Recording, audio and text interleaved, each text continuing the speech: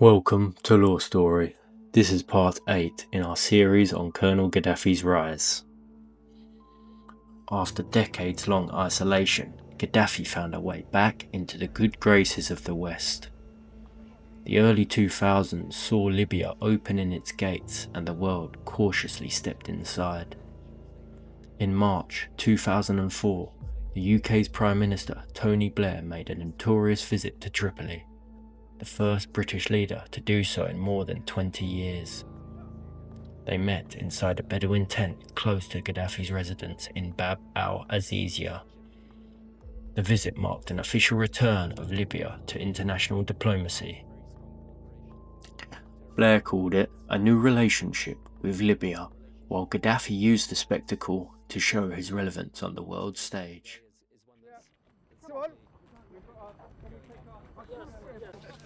Thank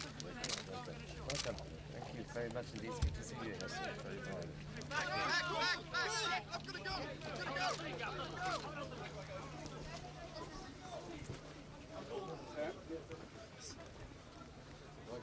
How are you? Very much. I'm fine, actually. I've been up in Portugal.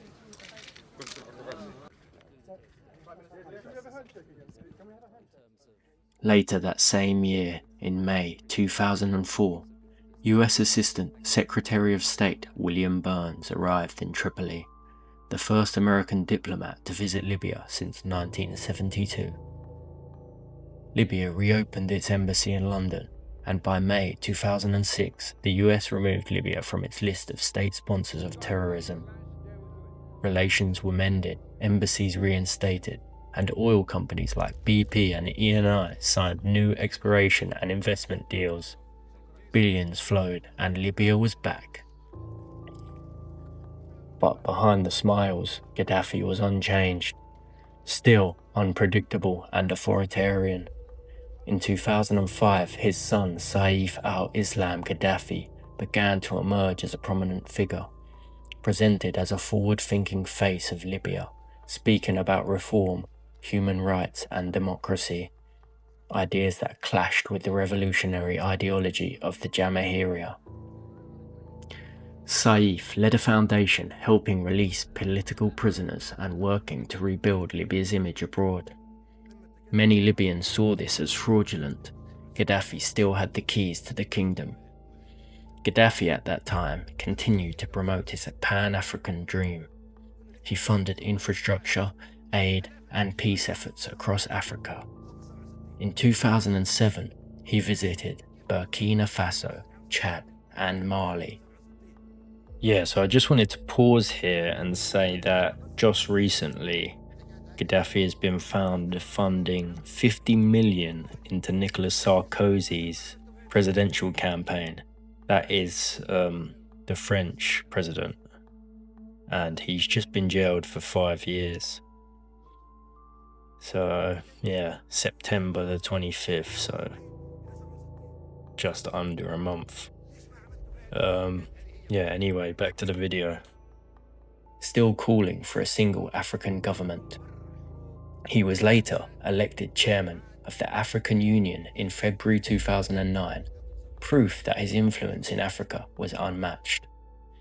In Europe, his image increasingly softened. He travelled to France in December 2007, his first visit in over 30 years. Invited personally by President Nicolas Sarkozy. Greeted with full honours at the LC Palace, Gaddafi signed billions in arms and trade deals, including contracts for Airbus aircraft and nuclear cooperation agreements. But this visit wasn't without controversy. Sarkozy was criticised for welcoming a dictator, with many accusations of human rights abuses. In Paris, Gaddafi set up his signature Bedouin tent on the lawn of the Hotel Marigny, declaring he would live, as he always has, close to the desert. Around the same time, Libya sought to mend ties with Italy, its former colonial ruler.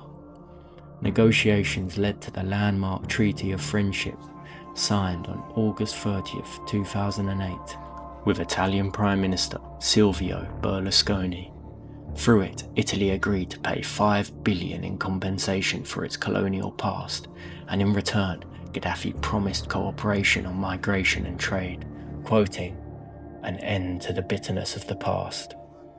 Berlusconi kissed Gaddafi's hand in public, a symbolic gesture that shocked some but delighted Libyans. Economically, Libya was thriving, oil prices were high, and with no sanctions, Western companies were lining up to invest. Tripoli's skyline began to change, and Gaddafi's state was now being courted for its wealth and stability. But cracks remained. Political dissent was crushed, and Libya's people's committees remained tightly controlled. And though his son talked of reform, genuine democracy never materialized.